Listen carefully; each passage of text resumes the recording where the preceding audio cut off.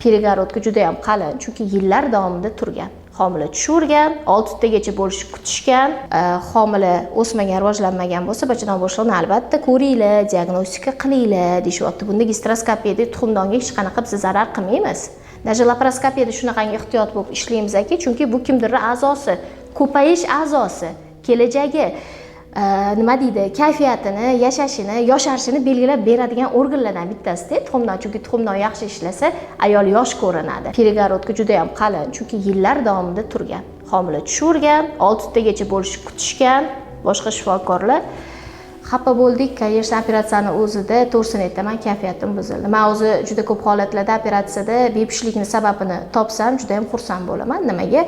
Chunki menga kelayotgan bemorlarda juda ham ko'pida nechtadir shifokorlardan o'tib, nechtadir asorat bilan kelishadi. O'shaning uchun hech kim topolmagan narsani topsangiz baribir xursand bo'lasiz, lekin bu bemorimdan men xursand bo'lmadim. O'tib ketgan 8 yilga achindim. 6 ta yo'qotilgan homilaga achindim. Antibiotik beraverishadi. Bu antibiotik jonivar. Yengil preparat emas. Levomakladan foydalaniladi. Bilasizlar, qaysi kategoriya preparat bular уже jigarga ta'sir qiladi, pochkaga ta'sir qiladi. Ko'p dori baribir ko'p-da.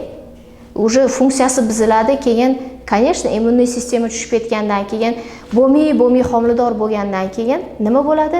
Homila tushishi bo'ladi. Bu gaplarni gapirishimdan maqsad nima? Eng asosiysi, o'z vaqtida kimnidir umrini o'tkazmasdan biz shifokorlar, biz ginekologlar tashxisni to'g'ri qo'yishimiz kerak. Homilani yo'qotish shart emas.